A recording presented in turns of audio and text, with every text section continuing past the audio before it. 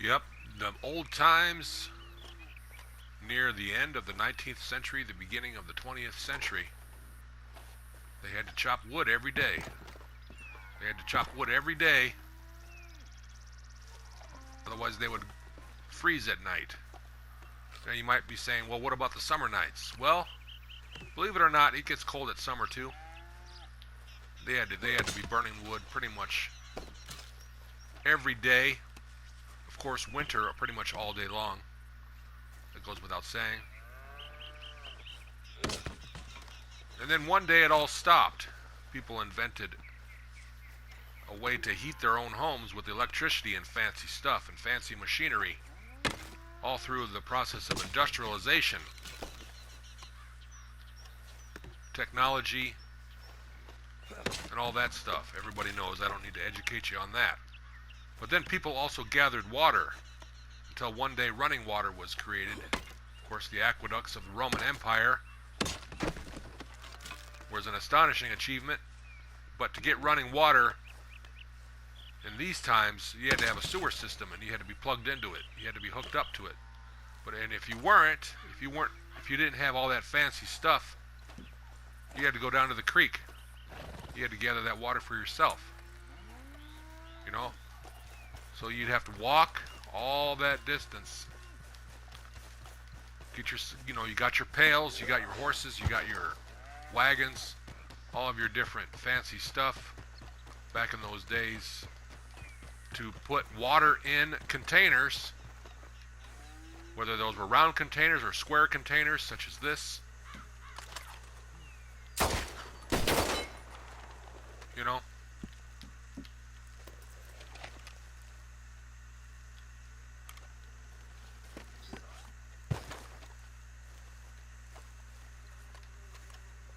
And then water is heavy. It's a very heavy element. Everybody knows. So that wasn't an easy chore. Or, they could just go down here and they would bathe in it. Okay. Then there was the possibility of infection, parasites getting in the body. You never know what's in these waters, even though they're mostly clean and safe. You never know. So back then, medicine wasn't as advanced. There you go. We got some trouble. We got taken down. We were mauled by an alligator. I thought I could get away, but no. It got me. So let's continue talking. So the medicine back then wasn't as advanced as it was today, obviously. Ooh, look at that. The tree of blood. Wow, that's creepy. How did that blood all get up there from the top? The night folk, the scary night folk of these trees, of this area at night, you don't want to be here at night. Who knows what they're doing? Taking bodies up there and then cutting them up and let their blood drip down the tree for their crazy rituals. So if you got cut for just a scrape or something, that was pretty much a death sentence, or you'd get sick from either tetanus or get gangrene and it would get infected. Everybody knows what gangrene is, right? Tetanus. So the modern days of medicine have greatly made it so things like that, we don't worry about scratches, scuff marks on our bodies. We know we've got stuff like hydrogen peroxide. They didn't have that back then. So any kind of cut could be a death sentence. Now they made their own soap. Yep, they had to make their own soap. They did that. Just like they chopped wood. They made their own soap. So hopefully, they were smart enough to think, okay, well, they got it cut, better wash it.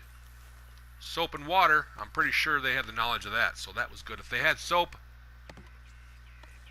is a godsend for them.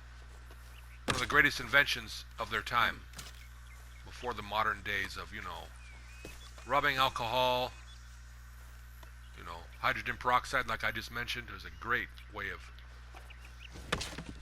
killing infection and helping heals. Also, what else did they do? Yes, they had to fish. They had to go get their food. They had to grow their own crops. They had to tend to that. They had to go hunting for their own food. Then they had to skin the animals, which after a while, I'm sure the butchers got really good at that. I'll bet you they could take one deer, harvest it, 20 minutes, chop that up, get it ready to go, put it on the fire, put it in an oven. Yes, they had ovens back then, but they were heated by lumber, not your electric ovens today or gas ovens like today. No, they had to put actual lumber inside the oven to get it nice and hot. And they also used that oven to heat the house too. It would radiate heat, so it was a 2-in-1. So wood stove ovens were very common. It was like the go-to. Served two purposes in the wintertime, for heat and cooking. Oh yes, now we must talk about the outhouse. The cold outhouse at nighttime, whether it be winter or summer, at night you're going to be sitting on a cold seat. Some people would hold it in. They don't want to go out there in the cold at night and put their behind on a cold outhouse that might even freeze to their backside because it's so cold, kind of like when you take an ice cube and stick your tongue to it. It's going to freeze on there. Don't go do it. Or whenever you take ice cubes out of the fridge, sometimes you've got water on your hands after you just washed them, and the ice cubes will stick to your fingers. Well, it was kind of like that back then too, for their peoples, I think. I don't know. I have been in an outhouse, yes. But and I have done it in the wintertime, yes. So I know what it feels like, and I never did really get my butt stuck. So I think I'm just making that up, just to sound cool. But, you gotta worry about spiders crawling up there, the stench, the smell, the backsplash. Sometimes those, you dig a hole, you put a barrel in there, it starts to fill up with liquid, and you know what I'm talking about. And after a while, you got a good one, a nice loaf, and then boo, splash. Yeah, you had to worry about that. So once it got filled up, you fill it once the barrel of, we'd put a barrel or down in there, or a hole, or just some people just dig a hole and let it fill up that way. Then you got to move the outhouse, fill it with dirt, fill the hole with dirt as much as you can, and then move the outhouse, dig another hole. So you had to worry about that every day. So times in this period, everybody had chores to do every day. They were busy from sun up till sun down, and days would go by fast. And then at the end of the day, they would go to the local pubs and bars just to relax, do some dancing. And especially in the summertime if it was hot outside. They didn't have air conditioning, so the best way to do it would be go down there in their alligator-infested waters and swim and try to break the heat, or just wait until nighttime. Yeah, of course. Oh yeah, then they had to wash clothes by hand every day. But then the advancements in technology happened and people got spoiled. So that's why the world is the way it is today, is because of everybody not having to do that stuff anymore. And they take for granted everything that's provided for them. A warm toilet seat, running water, a place where you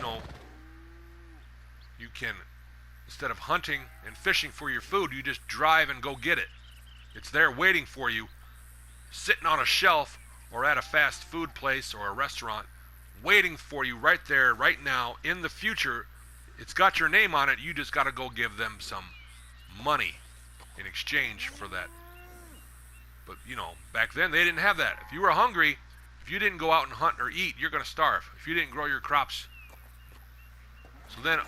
So then what my point is that the world is the way it is today is because we don't have to do that stuff anymore to keep us busy. So that we can appreciate the stuff that we have instead of taking it for granted and coming up with other ways to keep ourselves busy. And lately it's become just completely insane, the things that are going on in the world. Absolute insanity, because we don't have to do these daily chores anymore that I just showed you. Yep. The world would be better It would be a better place if people just did daily chores. And we do daily chores. You know, we have to fill the dishwasher. Ooh, how tough is that? Oh, geez. People can put dishes in the dishwasher. They put clothes in the clothes dryer. It's repeating the function of doing the dishes by hand and washing the clothes by hand. And the toilet, it completely replaces the part about having to dig a hole in the ground every 6 months. If you have a big family, you know, back in these days. And if you're going to try to dig a hole in the wintertime, nope, you got to dig that hole before winter starts. So you may have to dig 2 holes for all that poop and pee for the wintertime to prepare. So they were always thinking ahead. And they were always planning ahead, but they knew they had to do these daily chores to do that. Kept their mind pure and clean and unpoisoned from what is important today in our daily lives. The stuff that is important today is shallow in comparison to what was important in these times. What you're looking at right here.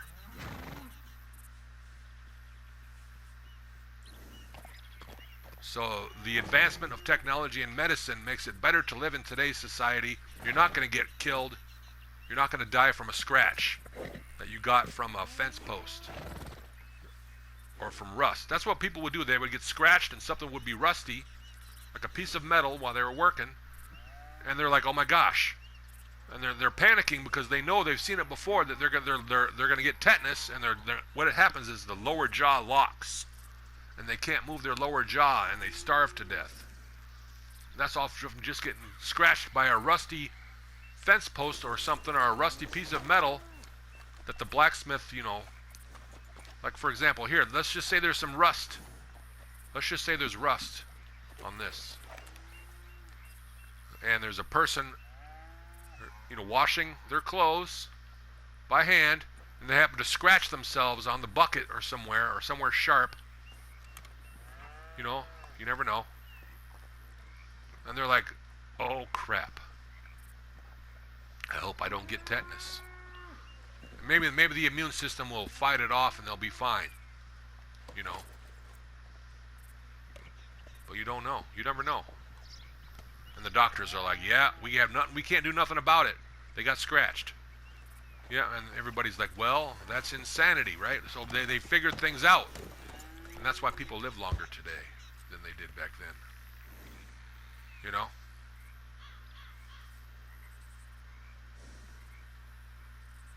I hope everybody's enjoyed this. I hope you learned something.